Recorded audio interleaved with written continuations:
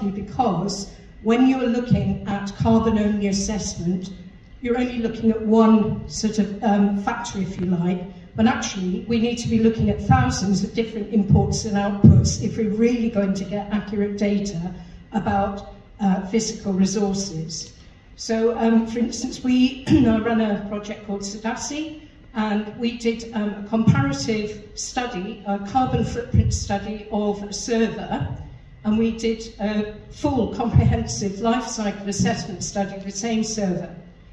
In the carbon assessment, it looked as though operational energy, and it was a fairly new piece of kit, by the way, operational energy accounted for 70% of impact over life, and embodied impact, carbon impact, was only 30%.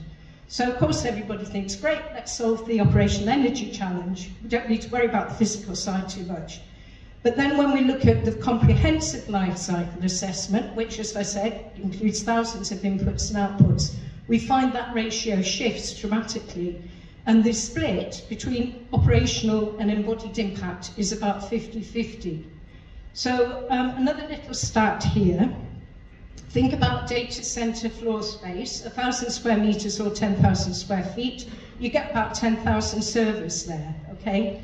And if they weigh 25, 26 kilos, just that group of servers, you're looking at 250 tons of materials, just for that small collection of servers, without thinking about M&E and all the other, services. So really what I'm trying to highlight is that, we can't just think about carbon, we have to think about everything at the same time. And we've got an issue as well. In the past, when we've just thought about carbon, we've created problems that we're now trying to clean up. So just think about, well, in the UK, in the 1990s, people were encouraged to shift from driving petrol to driving diesel cars.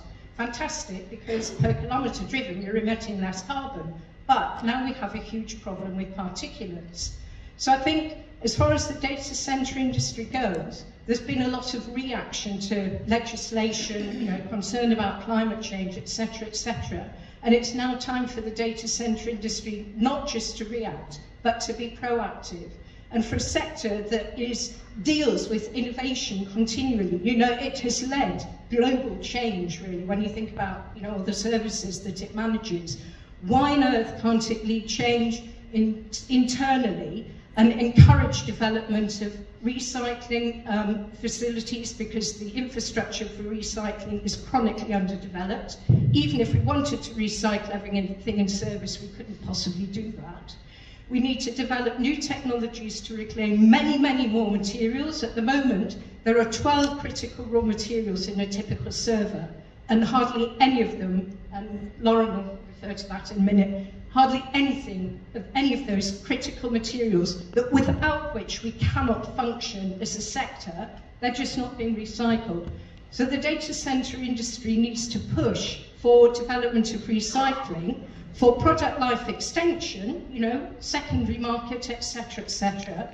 And then in order to help to facilitate change right from the beginning of product life, we need to design servers and every other item of equipment that is fit for circular practice, to facilitate circularity, to make it more economically viable and easier to do.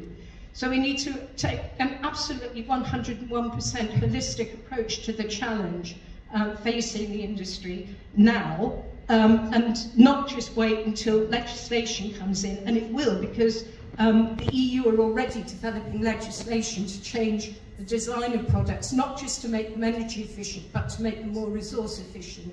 So we really do need to make some changes, and I would really like to see the sector leading not just digitalisation, but decarbonisation and everything else as well. Thank you, Deborah.